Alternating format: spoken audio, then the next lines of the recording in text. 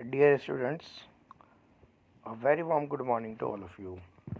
आज मैं आपके साथ क्लास 12 पॉलिटिकल साइंस का चैप्टर 4, जो पहले नाम था अल्टरनेटिव सेंटर्स ऑफ पावर, जिसको now new centres of power के नाम से जाना गया, उसको पहले मैं आपको साथ बुक से डिस्कस करूँगा, एनसीईआरटी बुक से जो जो चीज़ पढ़ने वाली है। देन मैं आपके साथ डिस्कस करूँगा फ्रॉम द कॉपी नोट्स जो मैंने क्लास में बनवाए हैं। क्या है ये चैप्टर? जैसा कि आपको पता है कि वर्ल्ड वार ख़त्म होने के बाद वर्ल्ड 2 पार्ट में बट गया था, यूएसएसआर। यूएसएसआर ख़त्म होने के बाद वर्ल्ड में 1 पार्टी डोमिनेंस हो गया था, जैसा कि हमने लास्ट वीडियो तक पढ़ा। तो अब वर्ल्ड में केवल यूएसओ ही नहीं रहा, कई ऐसे ऑर्गेनाइजेशन डेवलप हो गए, क्योंकि हम पढ़ रहे हैं alternative centres of power. Alternative का मतलब यही है कि बहुत सारे वैकल्पिक। तो अब विश्व के कुछ देशों ने कुछ ऑर्गेनाइजेशंस बनाए, जिसको हम पढ़ेंगे। जैसे यूरोपियन यूनियन के बारे में पढ़ेंगे।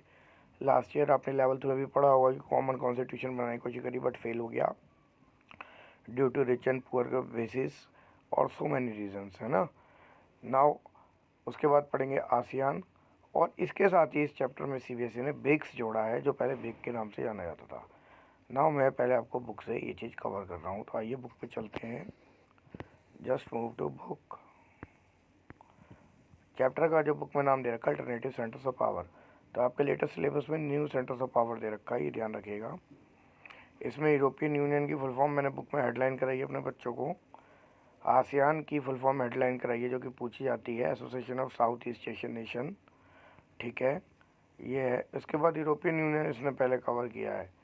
यूरोपियन यूनियन के अंदर बेटा पढ़ने के लिए तो वैसे काफ़ी है कि लास्ट ईयर आपने देखा होगा कि यूरोप के जितने देश थे उन्होंने एक यूनियन बनाया, that is called European union. और इस यूरोपियन यूनियन के अंदर हुआ क्या बच्चों कि यूरोप के देशों ने अपनी कॉमन करेंसी तो बना ली, कॉमन फ्लैग बना लिया, ठीक है, कॉमन रूल्स बना लिए, पर जब कॉन्स्टिट्यूशन बनने की बात आई, इवन एंथम तक बना लिया, पर जब कॉमन कॉन्स्टिट्यूशन बनने की बात आई तो सारे देश एक साथ नहीं हो पाए, क्योंकि यूरोप के अंदर भी गरीब अमीर देशों के आधार पर भेदभाव है कि इक्वल एक्सपेंस कैसे करेंगे। जब ये बात आई तो इसको देखते हुए यूरोप का कॉमन कॉन्स्टिट्यूशन नहीं बन पाया, वो फेल हो गया। इसके भी आप एक डायग्राम भी है जो आपके से पेपर में पूछा जाता है। ध्यान रखिए, क्लास 12 में डायग्राम्स भी पूछे जाते हैं। तो इससे पहले यूरोपियन यूनियन से क्वेश्चन ही आता है मार्शल प्लान। इसको मैंने बुक में हेडलाइन करा रखा है, वेरी इंपॉर्टेंट लगवा रखा है, इसको सेम याद कर लें। European integration after 1945 was seeded by the cold war. America extend massive help for reviving European economy under what was called the Marshall plan.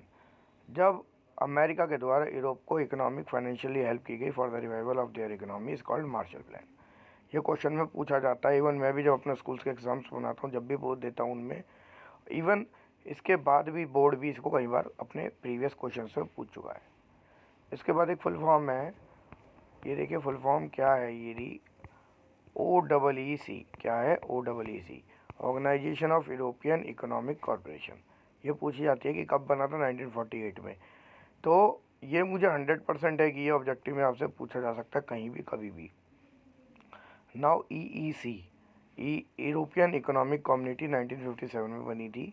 तो इसमें मेरे हिसाब से यही है। बाकी ये है कि ये जो देश है यूरोप के मैप हैं, जितने भी देश है, Poland, Estonia, Finland, Sweden, Germany, ये जितने भी देश हैं न्यूली और ओल्ड, ये अलग अलग हैं। ठीक है, लास्ट ईयर आपने फ्रांस का मैप भी पढ़ा होगा, जिसमें इटली भी पढ़ा होगा आपने।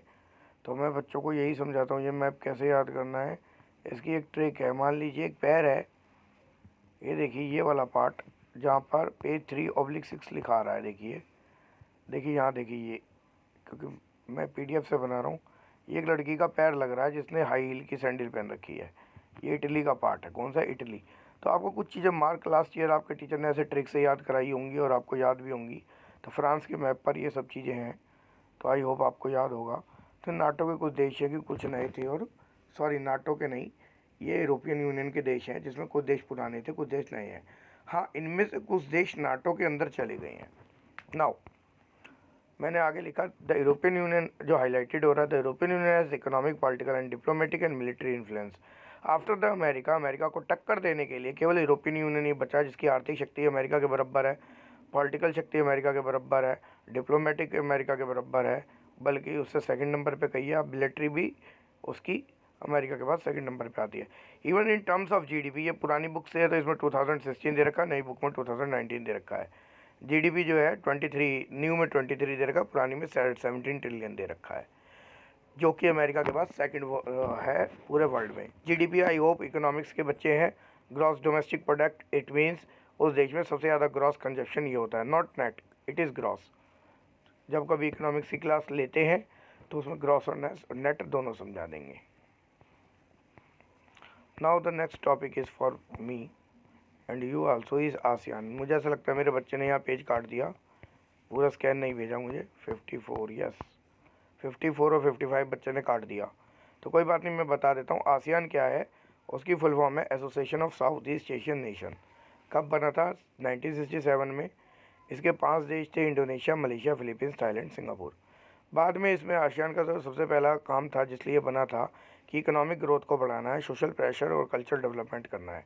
सेकंड क्या था? Promote regional piece and stability. जितने भी आसियान के देश हैं वहाँ पे शांति और स्थायित्व बना रहे, ठीक है। और on the rule of law and the principle of United nation charter, और वहाँ पे कानून का शासन बना है, यूनाइटेड नेशन का जो चार्टर है वो बना रहे।